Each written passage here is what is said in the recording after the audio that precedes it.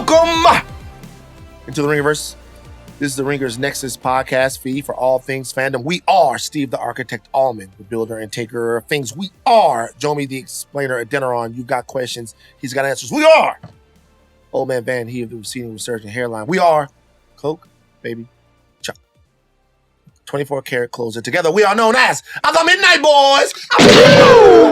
In the back is the Midnight Collective. Aleya, SOBs, and Zenieris. Jonathan Kermah. Arjuna Ramgopal. Arjuna, you're dressed up today. I saw you. It's fantastic. Looks great in a tie. You guys like wearing ties? Hell no. It really depends. I enjoy tie. I need better ties. That's what I need. What kind of ties you got? I have a nice little floral tie. I've got like a cool. cool like Halloween tie with little tiny skulls on it. Do you It's ever nice. wear a tie in the form of white from the 50s? Like one of those little skinny ties? Like you know what I'm saying? no. What do you call those ties? I thought they were just called skinny ties. Well, I mean, they used to wear them in the 50s. Now, you could wear that tie and for you, it makes you look strong. Sure. But for me, it makes me look like somebody's about to put a fucking fire hose on. It looks like For you, it makes you look like, get out of my neighborhood. But Yeah. for me, it makes me look like, are we beating Dr. King after church today? Can I? But do you think I could be a bolo guy? I think anybody can be a bolo guy. Yeah, I think Yeah, you probably I don't think could. anybody It's can this be a very bolo guy. specific fit that you got to pull off a bolo. You might need tie. a little stubble. You got some stubble right there. Yeah, But you it never comes in right. Whoa, You'd have to wear a hat. wait. You can't grow in. I would No, love not to really. see I Steve can't. with the full I would love to goatee. see me in that too. I really would. Evil Steve. Follow us on socials. Insta, Twitter, Facebook, TikTok. Donald Trump's TikTok. Jomi. Keep saying Donald Trump's TikTok. It's not his TikTok. It's He's- our Until TikTok. they unthank him. He saved Steve it. a Our little Trumpy TikTok. over there. He saved it. Is it? My for you page. You guys, I want you guys to come to terms with something. It's just a fact. America is MAGA. Yeah. So don't run from it. Run to the fact and do Dread it, something run about from it. it. Towards MAGA. Dreaded, Run from it. towards I don't the know. realization America is that MAGA. America Happens all the is same. MAGA and do something about it. America decided. So they're MAGA. Keep Fuck following us on the socials. We appreciate There it. you Thank go. you. Yes. We're on YouTube. Like, comment, subscribe, share. You can watch every Midnight Boys and House of Art episode on youtube.com/@Ringerverse and also on Spotify. Ben Lindbergh asked me to do an episode of Button Mash. I'm going to do it. Oh, Okay. what are you gonna do? Can't remember what he asked me to do. Oh, all right. Awesome. Great. Look Whatever forward it to it, is for Ben, Big cup. Big Cuh Lindbergh. Yeah. Did y'all see what happened outside Marathon Burger? Nah. No, what's that? Oh no. Y'all didn't see that? Nah, I see that. I'm not going to name no names just because, I'm not in the middle of it, but somebody tried to go to Nipsey's Marathon Burger Mhm. and they got pushed out of the Marathon Burger because of some shit that was going on. Okay. When I watched that, all I could think about was if Ben Lindbergh was there. Nah, Big cut not letting that slide. If Big Cuh Lindbergh was there. Big cut not letting that slide, bro. If it would have been, if it He'll been turn it Big into a Waffle Cuh, House real that quick. would have been. There's a lot of- Be careful, Steve. Dog. First episode of March and Steve already on some shit, bruh. Yo! I'm on the board now. This week.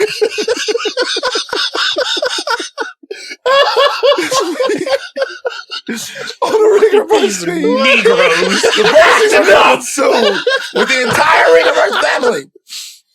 On Friday, Button Mash brings you their look at split fiction. Yeah.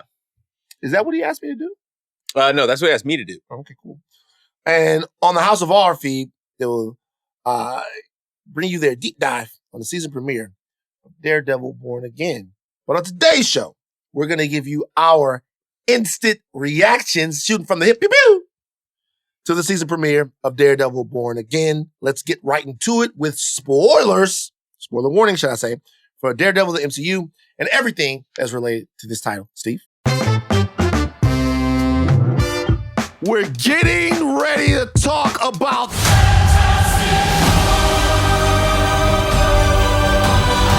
you're listening to a reaction podcast. The spoilers are coming. Chuck, take it away. All right, this is your Midnight Manifest for Daredevil Born Again, a revival of the 2015 Netflix series starring Charlie Cox and Vincent D'Onofrio, showrunner Dario Scartapan, lead directors Aaron Moorhead and Justin Benson, I believe of Moon Knight fame. 2-episode premiere, first directed by Moorhead and Justin Benson, written by Scartapan, and the second episode directed by Michael Cuesta and written by Matt Corman and Chris Ord. All right, so Matt Murdoch, Foggy Nelson, and Karen Page celebrate a night on the town with drinks at a local watering hole when Bullseye shows up to ruin the party. Bullseye slaughters numerous people in the bar, which culminates in him murdering Foggy Nelson. Matt throws Bullseye off a roof, in the process revealing his identity to retired NYPD officer Cherry. In the present, Matt has retired from his life as Daredevil and has formed a new law firm with former NY Assistant DA Kirsten McDuffie. He's also estranged from one-time colleague and girlfriend Karen Page and starting to date a therapist named Heather Glenn. Unfortunately, Matt feels the mass calling as Wilson Fisk makes a successful bid for the mayor of New York. The Kingpin's criminal enterprise is now run by his wife Vanessa, along with a boy named Daniel Blake that seems to have a murky connection to the crime boss. It's during a case defending Hector Ayala, aka Vigilante White Tiger, that Matt uncovers a corrupt segment of the police force who seems tied to the Punisher. In an effort to save the sole witness that could help free Ayala, Matt is attacked by two officers responsible for the White Tiger's imprisonment. Matt loses his temper and potentially kills one of the officers. That has been your Midnight Manifest for the first 2 episodes of Daredevil Born Again. Van, I'm going to start off with you. After what, a 7-year, almost 8-year wait for the return of Daredevil, Dare Bear? How are you feeling? I enjoyed it. 2 things stuck out to me. Obviously, a lot of people are going to be shocked by the death of Foggy Nelson. Looking back on it. Damn, spoiler alert! We're here. What are you talking about? What do you mean? It happened in the first 5 minutes of the show. Yeah, too. you Yeah. can't. Yeah. If you What are you start gonna this do? show, Motherfuckers gonna be pissed. They gonna be like, by man, the time we finish What this you talking sentence, about? Foggy will have died in the You show. just fucking said in the manifest this spot. Oh, I Foggy got killed. We did a spoiler warning. Fucking Is your brain okay? dope. my brain is pickled. So a lot of people are going to be shocked about the death of Foggy Nelson. Looking at it now, the way they're going about the show, they had to kill Foggy. They almost probably would have had to kill Foggy and Karen, to me, with the way that they're going about the show, the place that Matt's in right now. I'll say 2 things before we get into the meat of it, not take too much oxygen. It is interesting in the way that they're going about the show this time as opposed to the last time. The last time, they spent legitimately an entire first season building the characters of Wilson Fisk and Matt Murdoch as we will come to know them. Mm-hmm. We learned incrementally, they baby stepped us through who Wilson Fisk was. And they used that entire season to ground us in the reality of Hell's Kitchen, of all the machinations and all of that stuff. They're doing it the exact opposite way now. They're getting you to the point. Like, if they were doing it the same way they would have done it in the first season, it would have taken this entire season for Fisk to become mayor. Now, That motherfucker mayor He's married like halfway through the first episode. No, they're getting right to the point, which tells me that the first 2 episodes of this aren't particularly indicative of the story that they want to tell, like in the totality of it, because they fast-tracked it. So they're trying to literally, in a way, I think it worked, but get what they have to tell you out of the way. They had some constraints being with the fact that the last time we saw Fisk, he had got shot in his face. If Fisk would have been running for mayor, if they would have used Echo or even Hawkeye to show us that Fisk was already mayor or that he was running for mayor, they may have been able to get around doing some of the stuff that they had to do. But that one conversation between Daredevil and Fisk in the premiere episode is by far the most important scene of either 1 or 2.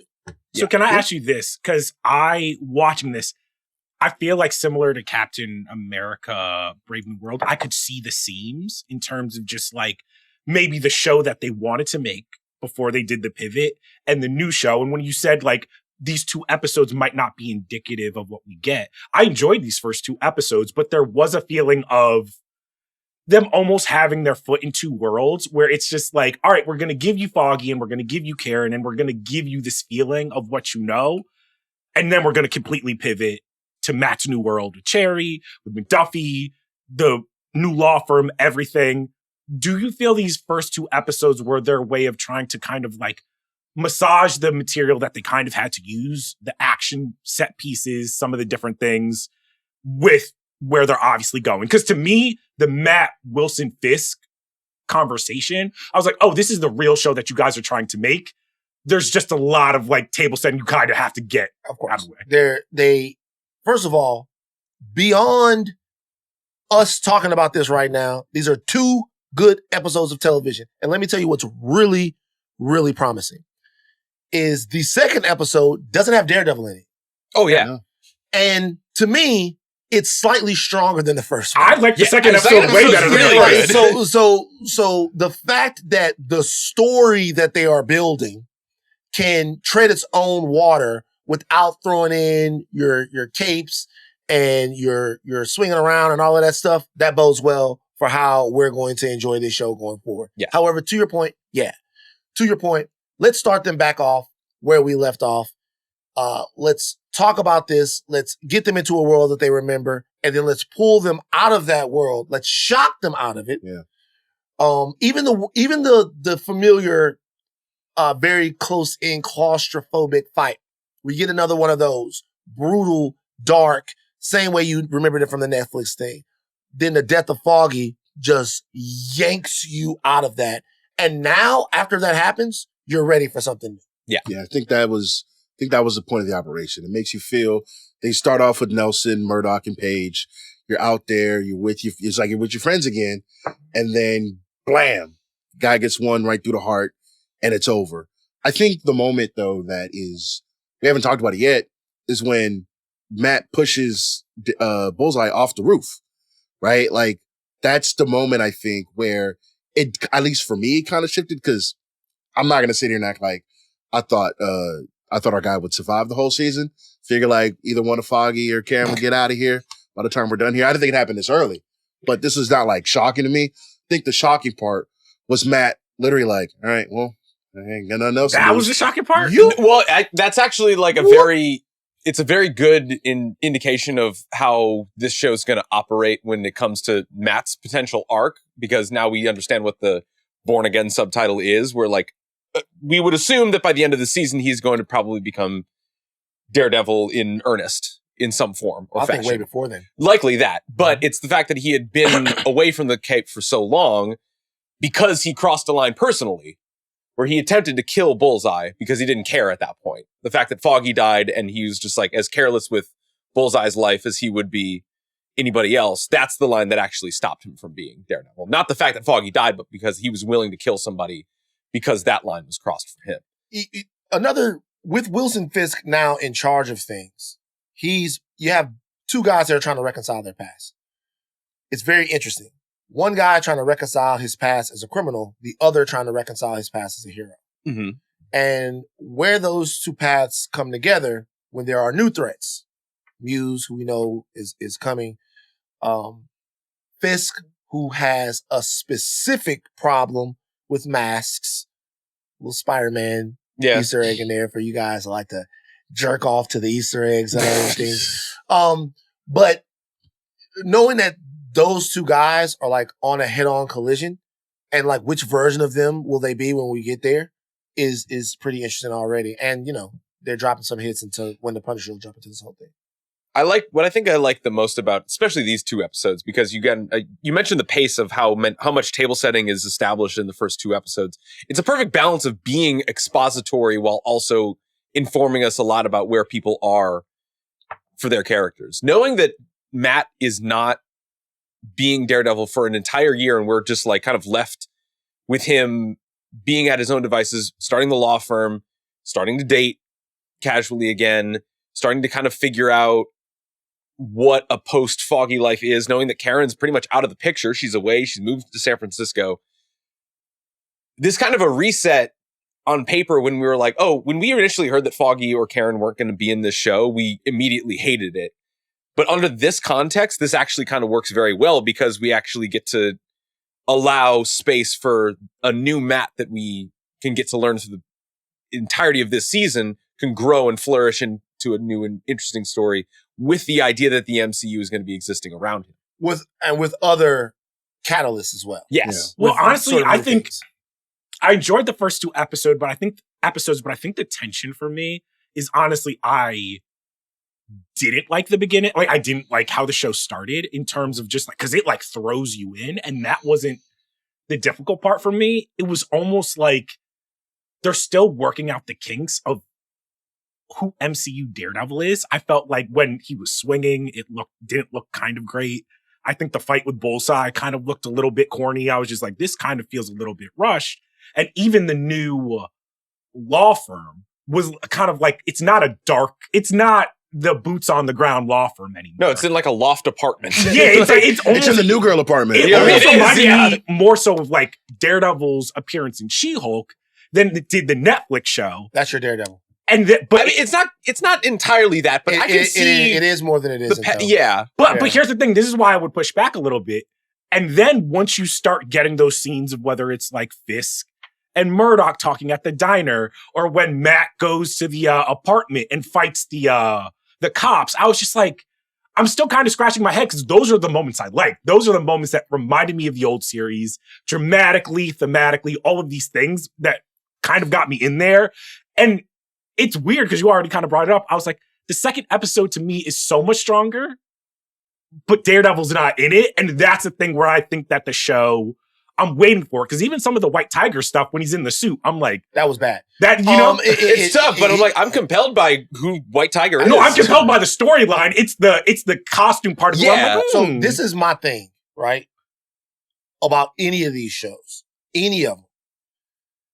The costuming superhero stuff should always be the easiest stuff to do. Hey, he's swinging around, he's beating people up. To me, if like you're only ever gonna get Daredevil in 3 scenes, 4 maybe. If him out of the suit works, your show will work. Even if I would rather have the Daredevil stuff be weaker than the Matt Murdock stuff. I'm with you. That's why I'm not coming here like usual. Because I was like, by the end of the second episode, I had the feeling of, oh, I want to watch the third. And that came from Charlie Cox's performance, the anger, all of that, where I'm just like, all right. If meaningful scenes. Yeah, if they flub on some of the Daredevil shit, I'm assuming that they might get a little bit more right in the second season. But in terms of like the meat of the show, the emotion of it, I thought that tenor that they hit was really good. Like, I was entertained by that. So, Steve, we were talking about this before. What question did you have about the Netflix show? I think there's a big like conversation. I'm actually kind of proud of the show for being in conversation with the prior seasons of Daredevil. Like, it not only is it just like the cast and everything up front, but it's very much in conversation circling around that Fisk conversation about like it's tough to fight a violent nature, don't become what you once were, become something different.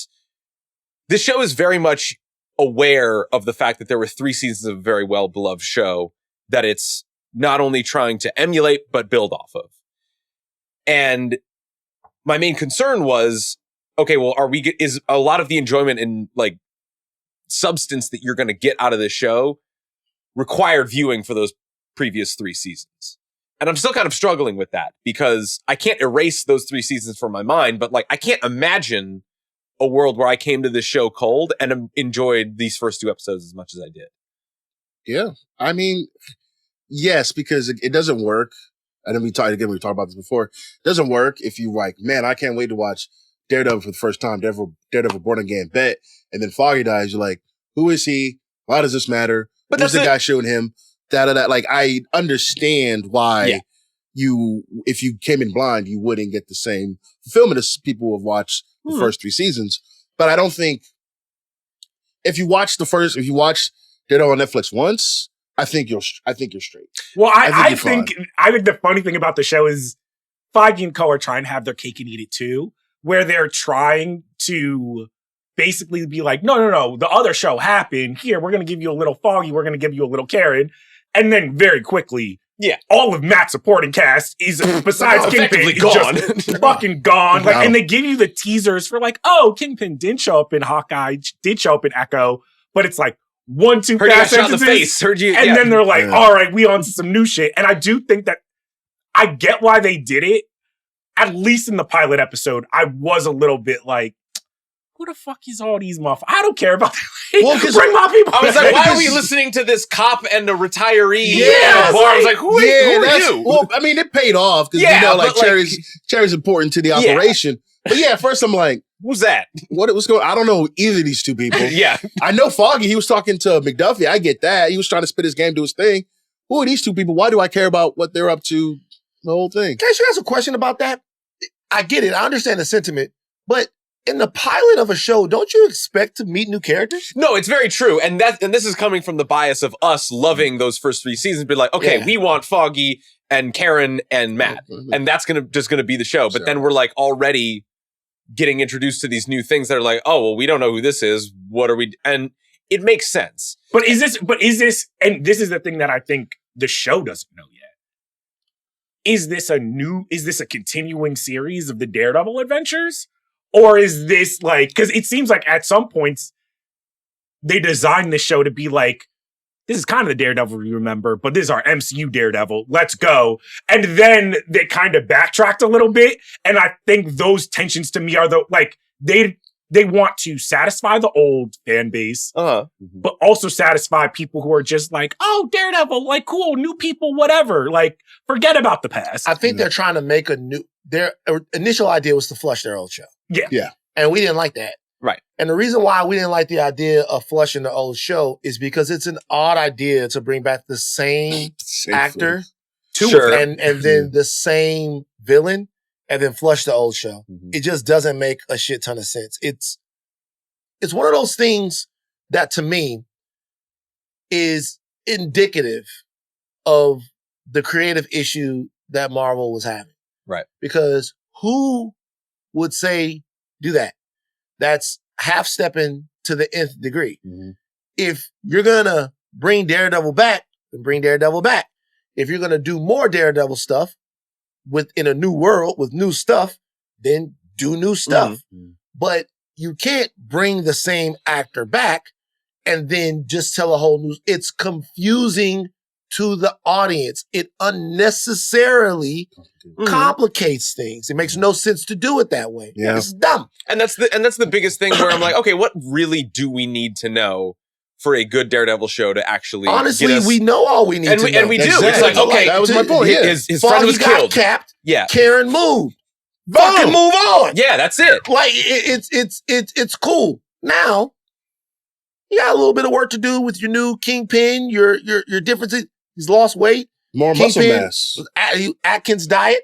Okay. All of that. Is Kingpin on Ozempic? I read somewhere that he's wearing intermittent fasting. They were saying that he's wearing Vincent D'Onofrio's wearing a fat suit. Like he usually would like bulk up for it. In the original season of when we first saw him as Kingpin, he put on a lot of weight. I'm not talking about D'Onofrio. He's been saying basically his whole career. I'm talking about right now, the Kingpin zip out. Because he was in prison. He was getting jacked. No. He got shot in the face. Right? So you can't get the same nutrients, you know what I'm saying? You're not eating like you was eating before. All right, Dr. Jomi. Liquid diet. So I'm just saying, don't take medical advice from the Midnight Boys. Do not. You still getting shot from the face means you can't take the nutrients aren't working the same? I'm just saying, right, you're not eating the same. Like he was not, I don't know what he was eating before, but when you laid up in the hospital for a long time, you're not like, yo, let me get the Big Mac double, you know what I'm saying? Sorry, this needs to be a new segment. We need to get Jomi in a lab coat and a stethoscope. And all I'm saying is people go in the hospital, right? They spend a long time in the hospital. You're not eating the same. You know, you think he was in the hospital before? He got shot in the face. He got shot in the eyeball. I assume he was there for a quick minute. Okay. All I'm saying is, it doesn't matter. If he had to hit the zippy shot one time, we're not judging. Yeah, it's all cool. gravy. Yeah, right? Cool. Yeah. But even that, when I saw him, he looks noticeably different. Yeah. Aesthetically, this is a brighter show. The other show was almost never in the day. I was like, there's a lot of style going on. I hate their new law firm. Because it felt very Bravo to me. Where I was just like, Bravo? It felt very like... Where's Rachel? First of all, very suits, very like, it's not all made of glass. There's like some like I don't know. There was some there. moments where I'm just like, all right, get this shit out of the day. You're talking about it like it's suits. I need my fucking dark Hell's Kitchen, because they make jokes about it where they're just like, Hell's Kitchen. It's not what it used to be. Like, which is true. Gentrified. They got Hell's Kitchen. I did like when Netflix was just like, yeah, we just gonna lie and make this shit seem like it's Brownsville. Sorry for anybody who's Brownsville. God damn. Sorry. My bad. Wow. Now come back to New York like that, Chuck. Tough. So I do like the fact that the thrust of the first two episodes is that Matt just can't stop helping. Yeah. Whatever the hero-ness is what our boy is about. Yeah. He's somewhere, he hears Daredevil-y, hearing of footsteps, always a good... I love that. So I love I all love that. Daredevil. Here's the thing. I love the Daredevil. I can hear the footsteps. I What can I hear people love- talking. When he catches his girlfriend, His girl? I was like, Yeah. yeah. When he hears that Fisk won, Yeah. like all of that Yeah, stuff. It's that great thing in the beginning where like the frame widens when there's more sound and then it narrows in when he hears Foggy on the phone. I'm like, ooh, this is really fun. That This was is- nice. this is a That was nice little touch. stylistic. They did the thing when he first meets the therapist, where we don't even there's no tricks, there's no camera. It's literally just he's just like, yeah, you're from Queens. How do you know? You try to shorten your A's and your O's, and I was like, guy's got it. Powers is legit. When he did that, I was like, all right, white boy. Like, It's just a little crazy. Can I ask you guys a question? Does Daredevil know when a lady is down to fuck? yes, Yeah. he can smell the I face. can, yeah. He can I smell. can feel he your can, heart hormones, beating. yeah. So he can. So I mean, but like, Take the whole She-Hulk so episode. I know, but like, what kind of power would that be? Like that would be the most. If you, that's the most problematic power that like a man And this is where could have this- because think about it. You never know. The not knowing a lot of times keeps you in line. which is the level of ain't shitness that Matt Murdock has to possess. I honestly think Stevie Wonder used to have that shit. Stevie Wonder still got it. That's why people think he can sing. That's why Stevie Wonder got He's so taking many pictures? different children and all of that stuff like that. Stevie Wonder's the only thing that Stevie Wonder can see is the ass. Here, that shit happened to Ray Not too. the Y'all didn't see piano. Ray? Yeah. Return. Not the piano keys. No, here's the thing. Stevie B. Daredevil got a bad bitch radar. Like he can tell when a joint walked through. He's like, Oh, Daredevil. He yeah. was shameless. I'm not gonna lie, he was shameless because she showed up and they were like, "Oh man, she set us up." It's like, oh, this is never, you know whatever. what? Stay. But anyway, the Riz was too much. Yeah, yeah. You know well, why? hold on now. Nah, you know? he stayed because he smelled the pheromones, bro. He knew. Daredevil knew. He's shameless. Daredevil sitting out He's like, talking no, about she's hot. Yeah, Daredevil, he smelled the pheromones. He's like, I'm not leaving. You know what I'm saying? I'm not- I'm I'm not already leaving. here. I'm Since we're here. I'm picking it up. I'm picking the whole thing up. What a crazy Daredevil could actually just use his powers for that. Like if he didn't care about, and see, this is the thing. If he didn't care about like helping people, he could really just be out here like Nick Cannon, Elon Musk. Oh. Well, that's the thing. When he was Daredevil, he's Oh, I gotta say something. Nick, you off the hook. Yeah. Nick Cannon. Yes. He's off the hook. Why? Yes. Because I have a thought. The only reason why Nick Cannon takes the brunt of the criticism for having lots of children, Right. for having an impregnation station, Right. is because of what it looks like. Nick is a black man and all of that stuff. Mm-hmm. Elon Musk is having a new one every week. Yeah. No, but here's what's worse. They come attack our black kings. But all I see on my TL is Elon's baby mamas having to hit him up Yo, through X. on Twitter. Twitter. I'm like, bro, You're so easy. Where you got at? Grimes being like, hey, yeah. Bruh, Oh Nick, my bruh, God. bruh, Nick be at birthdays. Nick is a dad. Elon is a guy. like he literally is a guy. Like, them kids can't even call Elon dad. Like, that's a guy with Yo, children. yo. Like, literally, Elon, the kid is sick. We have been trying to get in touch with you. Hire someone Tweeting. The dude is worth $300 billion. Don't want to pay child support though. Bro, he could like create a fatherhood czar at SpaceX. make a robot that does it. He could make a robot, bro. He literally could build a compound. You mean a home? No, not a home. That's not a home. Not A for those kids. No. compound. He could build a village for all of these kids to live in together with great schools, nutrition, and Right. doctors and all of that. And he's just out here wilding. Get off Nick. Nick That's is fair. out of here. Nick is involved. He is an involved father. He is. It's right now, it's Elon. Ah. Oh. My bad. Well, we was See, Come now on, y'all you didn't see do the it. TikTok? Yeah, Come on. We had changed the dynamic. You brought it back. We had changed It's it. right there. We solved we it. had changed We my had bad. solved it. We My had bad, solved my it. bad. Y'all We had right, y'all changed right. the dynamic. You brought it back. Fisk clear out. Chuck.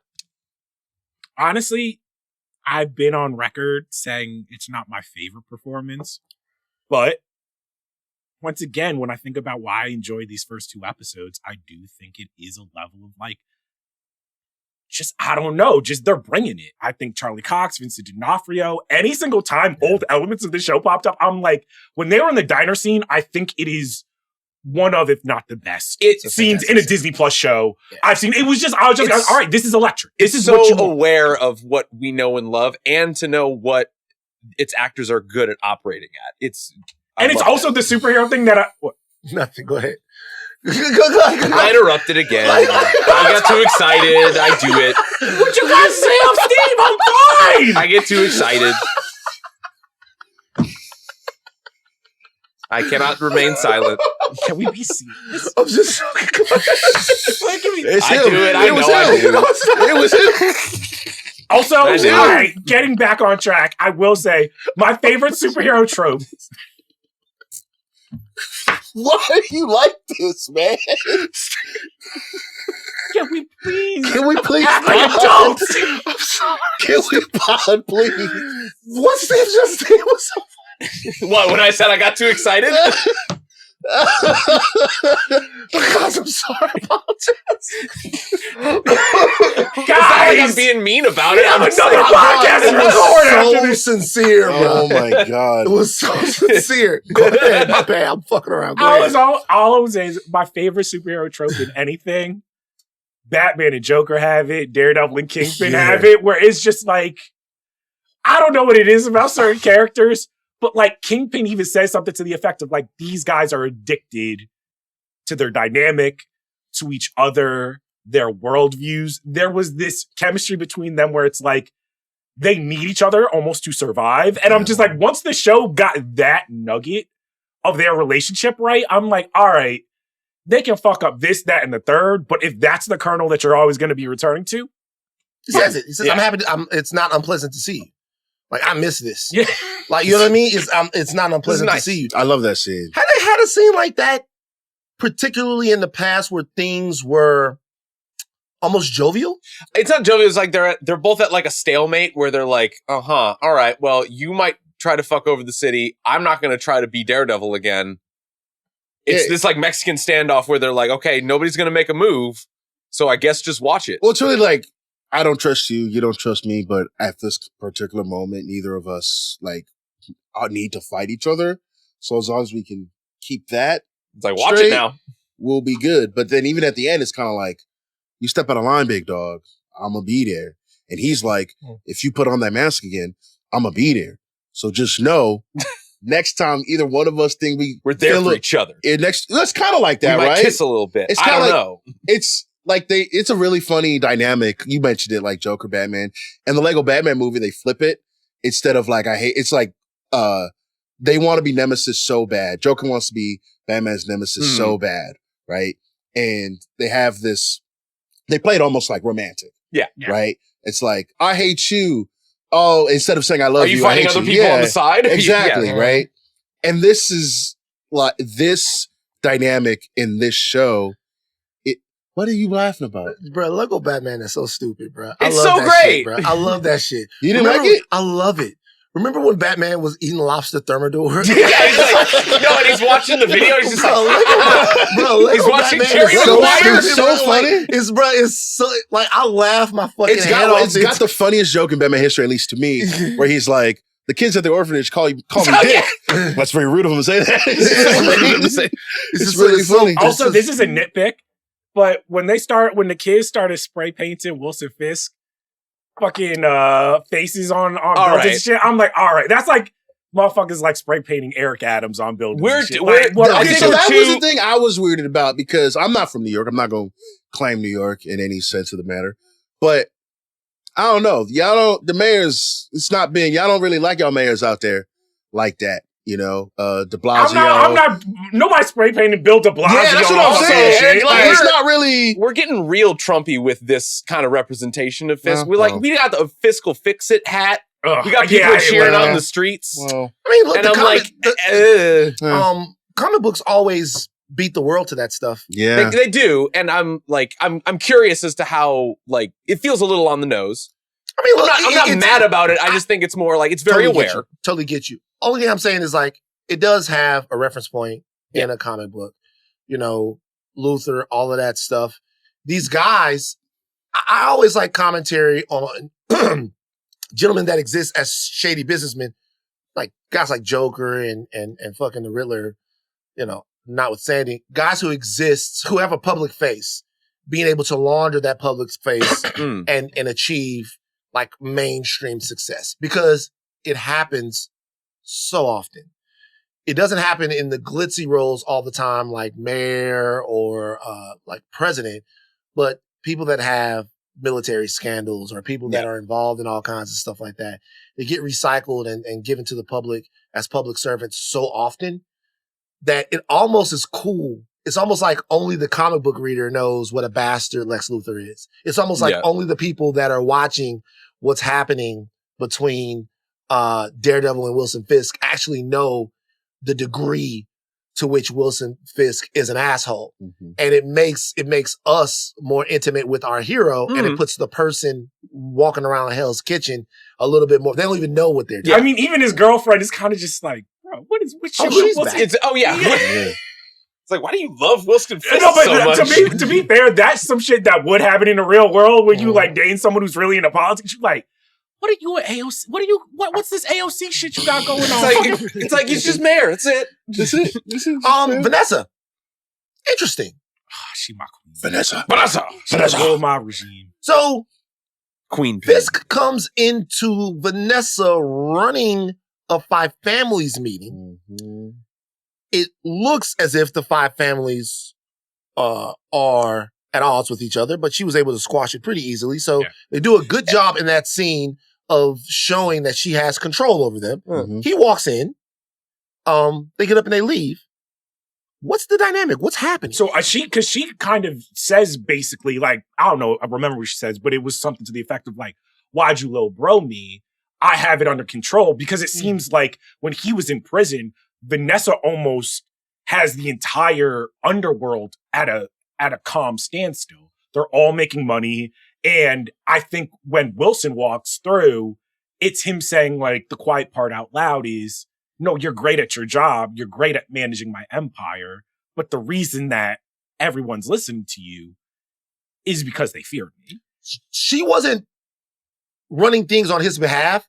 She was running things unilaterally at this point. Yeah. Interesting. Okay. Yeah. I took it as he hasn't touched the crime side since. Well, I mean, I think they explicitly mentioned it's like, I have to like divest myself from this whole thing. Mm-hmm. Run for mayor, you can't get caught up in all this stuff, right? So he has to make like a clean break. So she was, more pragmatic than most mayors, right? Yeah. So she was legitimately like running the business by herself for a minute. Well, she's his wife. Well, no, but I'm a wife at this point. Yeah, they had to go to therapy, man. They fight for their lives over there. I'm fascinated by that. I'm fascinated that they go to therapy because it also is this interesting thing that the show wants to lean into their dynamic a bit more. And they're not afraid of like kind of pushing off because Vanessa could have just as easily been pushed away to the side and she's like the hidden money. That's all that she technically could have been in the show. But instead it's like something that's very important to him to not fuck up. He doesn't want to lose that. And desperately enough to want to sit down and talk about it and hear out why she's lonely when he was away, not respected enough, and how that might blow up in his face because that was kind of the ethos for him ever since we've known him. So this is where you talk about like the seams of the show. You kind of see it. At the end of the first episode, they mention Alan. It's like, hey, I know about Alan. And she's like, cool. And we're like, who the hell's Alan? I may know Alan. Right. And then later in the second episode, Fisk got bloody knuckles. And then they're at marriage counseling. Mm-hmm. Right. And so there seems to be something there that is alluding to some infidelity in the relationship. Oh, no, she absolutely stepped out. Right. And then they have to go get marriage counseling. But like, I would have liked to see more. I'm glad I wasn't the only one confused. I was like, no, I wasn't confused. I was confused as hell. No. Yeah, if you don't I miss some? I legitimately was like, I scrolled back. I was like, did we see an Alan? Am I tweaking? No, the show has that style though. There's another scene when whenever he's going back and forth with the police commissioner who needs to get on his side, and the police commissioner is brought into his office. Then they show a picture of a woman and a kid eating at the thing. I was like, who the fuck is that? Yeah, I was like, what the fuck is going on? I mean, it resolves itself. But when it first happened, I was like, oh, okay. Mm-hmm. What does that mean to me? I read that wrong because I thought he was like actively threatening his wife and child. Same. It was, and then when he said he thought he can keep that child hidden, I was like, oh, it's he a got that hidden Pusha kid. T. Yeah, on that Pusha T. There's something, you are hiding a child. Bro. Yeah. We talk about you are hiding a child. Okay, so look, I have a problem with that scene for another reason. It's a good scene. Wow, good scene. Is it the cheesesteak? Yes. I Tell you why. I knew it. Okay, two things. Number one, I gotta get Charles's cheesesteak situations, right? Because Temple, and then also where you lived at in Jersey. You gotta get your cheesesteak takes. Okay? All right. Two things I have a problem with. So I've been to Philly. I go to Philly. I went to Philly WrestleMania. Yeah. I went to Philly. I walked the streets with Chris Ryan. Yeah, One of the greatest cities in America. Okay, I went to Philly. I would ask people when I went to Philly where to go get a cheesesteak at, right? And people in Philly would tell me, some people would tell me specific places, Jim's, Ishkabibbles, all of these different places, whatever. The D'Angelo's places they mentioned, all of these places. Mm-hmm. But they would specifically tell me, do not go to Geno's or to Pat's. Yes. Yeah. This is a big thing. Yes. They would specifically tell me, some people would be like, hey, there's certain places you can go where they can't get it wrong. Let me tell you where not to go.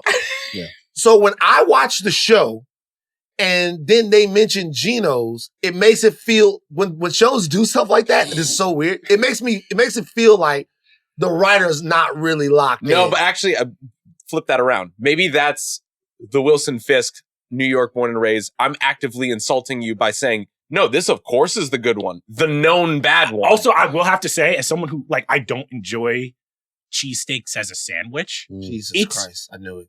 It's insane to me to eat a cheesesteak. He had to travel for that cheesesteak. Yeah, you know what I'm saying? Back to New York. If you've ever had a cheesesteak, you gotta eat a cheesesteak when it's piping hot. Yeah. I'm like, you wait how long it take to get from Philly to New York in traffic? Yeah. That's nah. So I actually, when I went to, it wasn't for WrestleMania. What was it for? Oh, it was for Rewatchables. So I actually, because I don't know if I told you guys this before. I asked a friend of mine. I was like, "Yo, I'm in Philly. No, I got a free night. What should I do?" And I was told, "You should stay in your hotel." Well, okay. It's like, where are you staying? So you should stay in a hotel. And the text I got back was so funny. I know I've said this before. It's like, Van, let me tell you something. Philly niggas are like DC niggas. They filled up with testosterone and bloodlust. That's what was said to me. It was like, don't go nowhere. So I'm like, cool. So I actually ordered the cheesesteak to the room. Right. And when I was telling the people at the hotel were like, we'll go get it for you.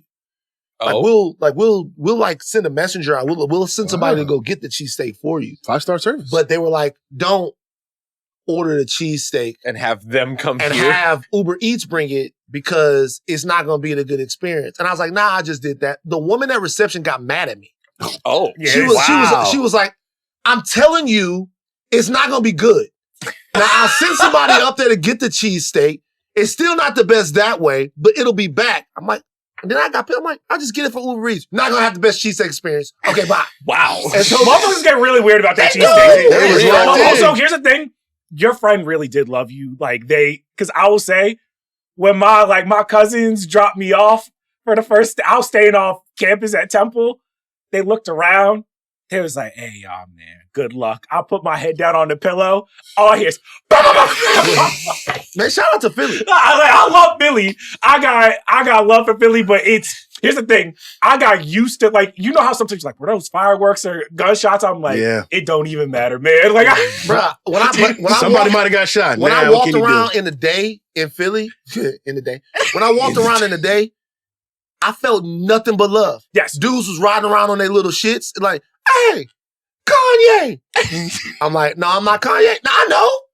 You the nigga that got at Kanye. You know what I'm saying? The dirt bikes. And then they take off. It was fun and it was like 70 below zero at WrestleMania, 2 brick I left. But nah. So when I saw that scene, I was like, hey man, could somebody have done their cheesesteak homework to make it a little bit more authentic. But then he had the D'Angelo's, and he said the cheesesteak is disgusting. After that, the cheesesteak was like a prop for him to insult the police commissioner. Also, if I'm the police commissioner, I'm like, fuck it. She gonna figure out sooner or later.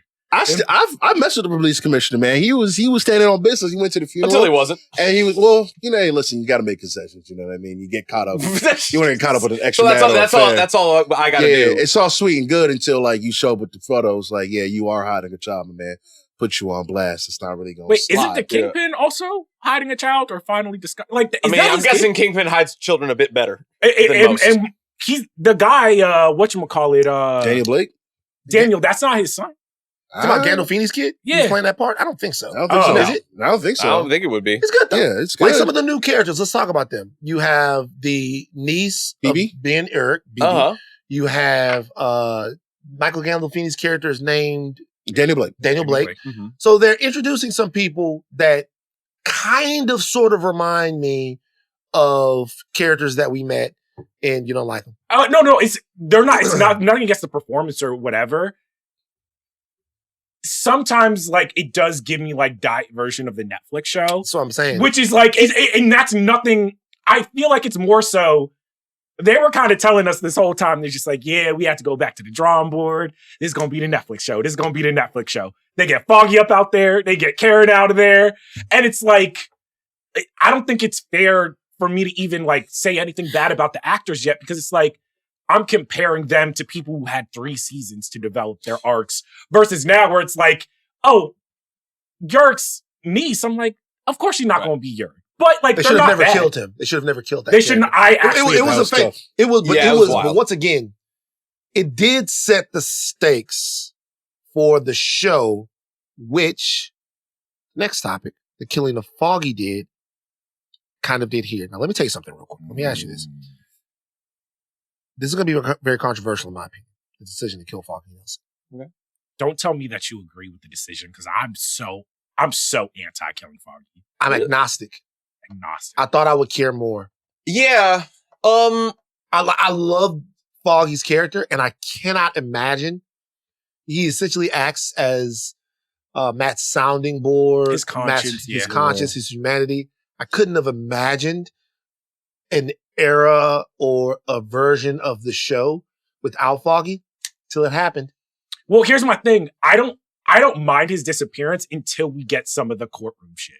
Because it's like nothing against the actress who plays McDuffie, but there is a level of I'm like, I just do miss like Nelson, Murdoch, that type of like on the ground, It's a gritty New York type. Yeah. It's a very interesting thing because if we treat this as like, say Netflix never lost Daredevil and like we just kept going, I could see a world in which Foggy dies in the season 4 premiere of Daredevil, and then we spend that entire season reckoning with the death of Foggy, and we never leave that 1 year period, and we keep sticking with that.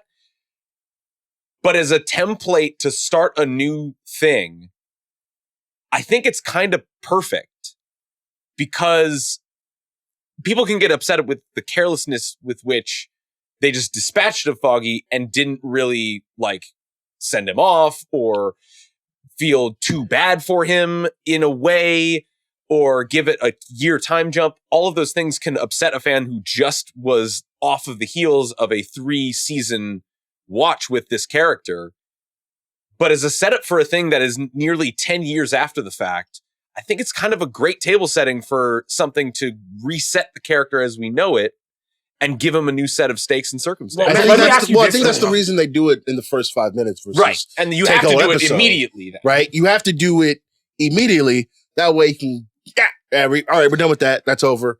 Let's get to the new stuff. But was that a storytelling decision or was that everybody's pissed at us for not bringing Foggy and Karen back? We can't. Let me tell you why it'd be too hard to put them in. But let me tell you why it couldn't have been a storytelling decision. Yeah. Because if it was a storytelling decision, Muse would have killed Foggy and not Bullseye. Right. Yeah. Bullseye killing Foggy almost doesn't matter. Like Bullseye killing it. We have yet to see what's going to happen with Bullseye in the future of the show. This show, if anything, right? He might not be back in it. Right. I'm glad that Bullseye didn't die, though. If Bullseye would have been When dead, I thought Bullseye died, I was like, all right. fucking pissed off. I was like, all right, Okay, man. wait a minute. I was so pissed. Why? Get everybody out of there, bro. Like, if they would have killed Bullseye, I'd been like, what the fuck is the point? Right. Killing his arch a little nemesis. bit. It just doesn't make any sense. That's how you get down to Frogman as the villain. And like, Well, first of all, I'm down with Frogman. I'm just saying, I'm bro. cool with Frogman. You're not I'm Team just- Frogman. I'm just saying that You're not like, that's leaking how for you Frog, get man. to this point. That stop killing villains. All right. But if it would have been a storytelling decision, it would have made more sense Sure. to have your newer villain kill your older friend and then establish the desperation of that hero villain relationship than it is for Bullseye to come back and kill Foggy. That seems like they're just tying off the old show. Yeah. You know what I mean? That's why I felt, I was just like, even Charlie Cox and Vincent D'Onofrio have both been kind of like, we don't even know if that was the right decision yet. You know, that's a very It's a bold- big thing. It's a big thing. And I was just like, part of me, I just felt like it was done sloppy. Like by the end of the second episode, we're off to the races. And I was just like, hey, I'm enjoying the show. But there was a part of me where I was just like, I feel like for how much Foggy meant to this show, to Matt's journey or whatever, I just did not like how. I think that's fair. That's fair though, right? Like, because again, he's been somebody with 3 seasons. We love him. Matt loves him. He was an essential part of the show. We talked about his conscience, his heart, right? To dispatch of him in a 5-minute little scene at the beginning of the episode is kind of tough. But again, to your point, it's not really storytelling as much as it's like, yo, we got to get on with it. We got to get on with it. We got to lock in. That is to me like the establishment of like, this is a new show. Yeah. Regardless of You got to set the tone. how faithful and like tonally like accurate to the old Netflix show that it is, Yeah. they have something different on their mind that they want to talk about. And I think getting rid of Foggy the way that they did is a very intentional way to do that I'm kind of for, because I'm kind of liking where this is going. I like, it doesn't take away from those 3 seasons. Foggy's still there. It's just the way in which they get rid of him. Bold and daring for sure. For where this show is going, I like it. All right, before we continue, let's throw to a quick commercial break. And when we're back, we'll finish kind of our thoughts on Daredevil. All right, Van, so let's continue. I mean, my thing is this. This is kind of to bring things back here. What is the job to you guys? I'll just ask this question broadly of a show premiere, particularly like this. This is a continuation, but it's also a premiere. Mm-hmm. Like, what's the job of the show premiere, Chuck? I think it was funny. I was emailing with Mal about something and she asked me, she's like, what did you think? Valerie Rubin, Oh, yeah. wow. And I was just like, you know what? By the end of the second episode, I immediately wanted to start the third. And I know that's such a dumb way to talk about what a show needs to do. That is the mark of a really successful premiere to me, which is I haven't always felt that way with Disney Plus shows. And at least with this one, I'm I don't agree with all the decisions. Some of the shit was wonky, but at the end of it, I was just I'm excited to see what happens. I'm happy to be back. I want to know what happens. You know what I'm saying? And that's the thing. The show succeeds. Now, I'll tell you something. I learned my lesson from Screenergate. I didn't watch ahead. I didn't either. Yeah. I'll tell you somebody it was so hard not to. I'll tell you somebody who did. Kalika? She didn't watch it at all. She wanted to watch the premiere. Oh. She wants to watch the premiere on Disney Plus. Oh, boy. I'm not sure. I desperately need her We thoughts. need the Dare I desperately Bear. need Honestly, episode her 3, thoughts. We need Kalika the Dare Bear segment Yeah. where Kalika gives her Yes. thoughts on the show. She's not going to be very pleased about what happened with Foggy. Oh, yeah. Did you that's tell gonna her be yet? I didn't tell her. Oh, She's man, not she'll gonna be find very out. pleased. You gotta Yeah. film it. it. Yeah. Hey, just watch. Yeah. She's not going to be very pleased with what happened with Foggy. Kerm watched ahead. Wow. Heard him talking about it Always before. fucking Kerm. Just Kerm. Just We can't be one of the Kerm boys. wasn't even around when Screenergate happened, and he doesn't understand what we owe the audience, how we stand in the gap for the audience, and what Screenergate meant to the writers and the mob. Mhm. So Hey, first of all, why y'all snitching? it's not snitch. Why is this relevant? Why y'all telling my Why do you business? watch ahead? Why you always got an attitude? Like, why we don't do that? You watched ahead. We don't do that. Screenergate ruined. What show was Moon Knight. Screenergate on? Moon That was Knight. Moon Knight. Midnight. They Of could- all the shows for they us could- to of get all yelled the at. shows. Bruh, they could tell. It was so funny. They'd be like, these motherfuckers watched.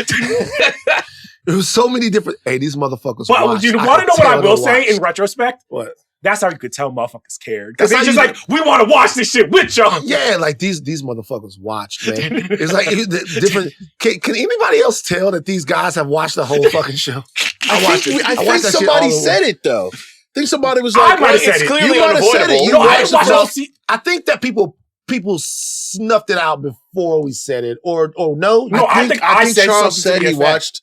I watched 4 You episodes. know, It was an outright spoiler. It's fucking And it was fine. hot. And, like, It guys, was hot. Stick with we don't it. be talking about Moon Knight any fucking more. So I was right. The shit was ass. Anyway, wait, we haven't talked about this part of the show, which I'm really interested in. Is originally this show was supposed to kind of be like a case of the week type Law and Order type shit, and you could see how I think they were trying to go that way, and now it more so seems like the Netflix show. They are using certain cases like White Tiger. Yeah. Yeah.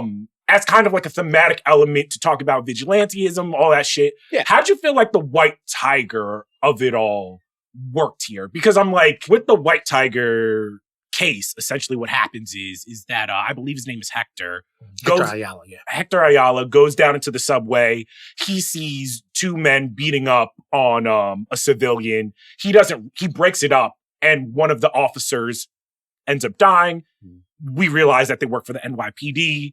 Matt, which I thought was a really cool use of his powers, hears him getting assaulted by the police at the station, becomes his lawyer, and this seems like this is going to be the big case of the first season. What do you feel like what do you feel about like Hector, the White Tiger, how they're using this case? Was that the most interesting thing of these 2 episode premiere? So the thing about the White Tigers, I was expecting him maybe to show up in a different way than what he did. Yes. In a way that was maybe a little bit more, if you're introducing a character in live action, it's going to be White Tiger, character that maybe a lot of people, it's an important character, maybe a lot of people aren't as familiar with, Latino superhero. Maybe I thought it would be done in a different way, and maybe it still will be. Having White Tiger's case be the case that kind of gets Matt back into the shit is interesting. They've done that before. They didn't really necessarily do it with superheroes, though. Yes. I mean, they did it with Punisher, right? He took up the case of the Punisher. But that might be a tell about how this show is going to be a little bit different now that it's a part of the MCU.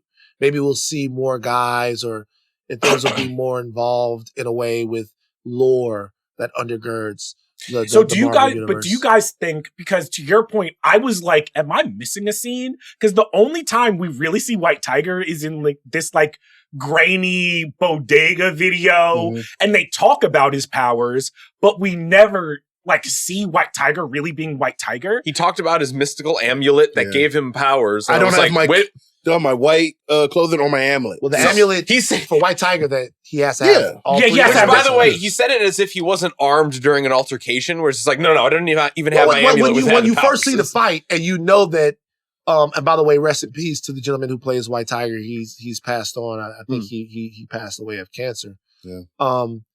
But when you see a character that you know has abilities and you see him in that first fight, you wondering why he's not kicking ass. Yeah. Right. He beats them, but like he beats the guys, but you're wondering why it's a struggle. He's efforting a little bit. And then they explain that he didn't have his stuff, but there's also a little bit of ambiguity because he does lie to Murdoch. Yeah. He tells him the truth, and then he also lies to him. So there are things that he's hiding. Superhero 101. Why the fuck are you leaving your super suit under the bed, my man? That's a terrible hiding spot. I mean, that's you want rookie to get stuff. supposed to have a Batcave? Yeah, under the bed, under the floorboard, Come something. on, Like, you're going to lose the deposit. Different superheroes. Listen to Jomi. Lose the deposit. You say it like you've only got one floorboard. All I'm saying is it just seems like a lot to go through. I don't know if black people are really just like... The privilege. The privilege. Rip apart an apartment. Nigga, you out 1,300. I'm saying if you got a loose floorboard. You gonna you can't. It's in the closet. You can easily... All right, whatever. The closet where your wife can go find it? Yeah. I'm I not guess she saying could hide it look from under your the wife. bed. Hide it from it's under anybody the else. bed, so she's gonna... You get what I'm saying? You know what would have been cool? It would have been cool if he had it in a locker at the bus station. White Tiger. Oh, just like some little dead drop. Van, what would Kalika do if she just like opened up a thing and she was just like, "It's Spider-Man." Oh, Charles. Like he doesn't have with costumes the amount in of his house. things that Kalika has found regarding me, that would be All right. A relief. She'd be pleased. And, all right. Oh, so nigga, that's where you was. You was out being Superman. Okay. Thought some other shit was going on. Anyway, do you think they cut? Do you think they cut some White Tiger footage? Because I was Probably. just like, was it looking janky? And they were like, we can't. This ain't serious. Because it did. I mean, but it's also like, how are you going to introduce somebody like White Tiger cold like that, other than what we just did? Motherfucker, when I saw him in the suit, I was like, he looked like a Power Ranger villain. The suit didn't look great. It was rough. And I was like, was this a I feel like White Tiger was always in the show, and then they were trying to make it more serious. And I feel like they're just like, we can't show this man walking around in this suit. You could. I think ultimately it doesn't really matter because you didn't need it in this episode, I thought. Like, he has the altercation with cops. You see the grainy footage. But I mean, the crux of the thing with Matt and him was, you lied to me about being White Tiger, right? I need to know all the facts so that we can help you. And it got sold on, right? And so that was, I thought that was good for their relationship, like a point of contention. And then you get the scene with, oh boy, they went to the lawyer, right? The lawyers were with the judge. And they're having a discussion like, does this matter? Is this important to the case? Right? And we got to win for Matt. And he was like, nah. Because they kind of railroaded him at the bond hearing. It was like, I mean, you kill cops, the judges, you know what I'm saying? They locked in step. So it was like, you didn't even like hear him. Yeah. Right? So Dude, we talked about this a lot in our run up to this. How do we feel like the action was in this? How do we feel they landed that way? So I would say that I enjoyed the fight, the desperation of the fight that Matt has at the end of the second episode. I thought that was really good. I think that was the best. that was the best. That was the best. That was the best. The Bullseye fight was underwhelming. And look, it had that's just to me, it had the right sense of danger. Bullseye is just it's just a terrifying villain to me. I don't know why. There's a nigga who could pick up a stapler and throw you in the head, throw it at your head. It's just, Bullseye terrifies me. You're running away, you know, Bullseye's out of fucking bullets or out of knives, and all of a sudden, a microphone hits you in your shit and you die. Like, Bullseye it's just funny for somebody to be able to pick up anything and fucking throw it at That's crazy too. He did all that. He could have been a quarterback. He could have been a pitcher. He could have been he was a pitcher. He was a pitcher. No, but I mean, like I'm talking like he could have been Randy Johnson times 1,000. Yeah. But he decided to go start murdering. He want to kill. But so that fight still felt very intense. Let me not say it sucked. The fight felt very intense, particularly when they get on the rooftop. It visually did not look very good. It looked very... Here's the thing. Yeah. I know what you're saying because I was trying to pinpoint. I'm like, why is this fight underwhelming? Because there are moments of tension in it. There are moments that reminded me of fights he's had with Bullseye. And I'm like, they're getting like little sections right. But then when they're on the rooftop, I'm like, that looks like y'all are on a green screen. There were just like a couple moments where I was like, it's not hitting. And it felt like this was probably part of the reshoots. And it felt like they were actually, like, in a weird way, kind of trying to, like, doing that thing where they're emulating the past Netflix show. And then once it's in its own lane, we see that fight with the cops. It's great. I wonder, it made me think that the Netflix show had more money. I mean, no way. There's no way. I know that there's no way that it did. No. But I'm looking at the fight and I'm like, everything else felt so intimate. You'd see knives going people. The stunts seemed a little bit more cohesive. I'm just talking about for that first fight. You guys, I'm not nitpicking. Sure. It's fine. It's fine. It was fine. And dramatically, it worked. Dramatically, it worked. There's actually, I ran that back. I kind of like it a bit more because when you see, as they're fighting through the bar, like towards camera, every time that he's like trying to punch Bullseye and do something, he like notices another person at the bar and you see Bullseye throw something. It'll bounce off of a wall and you don't even notice that somebody's just fallen down because of shit that Bullseye threw at them. But my point is, the fact that Bullseye was ricocheting shit and doing all of that, it was Yeah. hard to see. Yeah, it was tough. It They was had tough. like the, So they I- had like the smoke bomb. Yeah. And I think When they're part of walking up the that, stairs, they're just like doing this, and I'm like, what is even happening with all of this? I don't. And he's just got knives in his The chest. stair part, I did start laughing when he's just like throwing random shit. And they're all just Staring at him. gassed out of breath. Like, I think what it was is this. It was definitely part of the research. I don't think it was like having more money or a sense of just part of like, we got to get this. We got to tighten this scene up. We got to get it out of here. So I like the fact that they led with that scene though. Yeah. Throw us back in the world. Throw some knives. very familiar. All right, we're out of here. Anything we want to say before we get out? Anybody else got anything? I'm Very excited for excited. episode 3. Yeah. Here's the thing, guys. I feel like y'all thought I was gonna shit on the episode, but I think this is in terms of like Disney Plus MCU shows. I think this has the best premiere, honestly, since what, Loki? Like Loki was Loki a great season premiere. What one. do you think? look, it was a great Maybe premiere. Loki WandaVision season is 2. good. WandaVision was a great premiere. Miss Marvel was. Oh, Miss Marvel was an amazing premiere. Boy, I will say that. WandaVision had me wrapped around its little finger for them episodes. I'm like, Yeah. what are they doing? It was so inventive. Yeah, no, for sure. I mean, particularly like in a while, for sure. Yeah. But Miss Yeah. Marvel started off very strong. Yeah. True. Yes. Miss Marvel started off very strong. I have faith. Yeah, there you go. There you go. Can't Just wait. like Daredevil, you're Catholic. Mhm. All right, that's a wrap. This week on the Ringerverse feed, the Verses are coming soon. The entire Ringerverse family. Everybody's together for the Verses. We love them. On Friday, Button Mash brings you their look at Split Fiction. Split Fiction. Don't know what that is.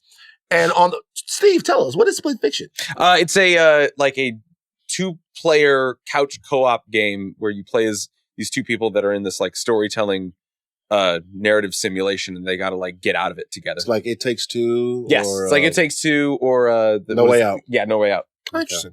On the House of R feed, they will be bringing you their deep dive on the season premiere of Daredevil Born Again. Producers are Aleya, SOB Zenieris, Jonathan Kermah, Jonathan Watch Ahead Kermah, Watch ahead. The Watcher. Jonathan Watch Ahead Kermah, Jomi Adeniran, hashtag DR Adeniran, Dr. Adeniran.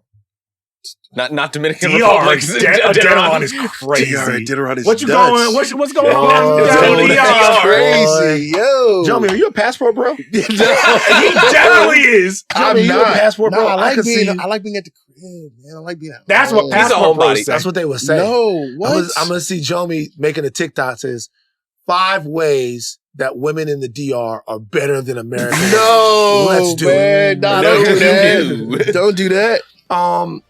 And additional production from Arjuna, Dawacha, Ramgopal. Chuck, take us out. Kerm doesn't respect Screenergate. Daredevil is back and going further.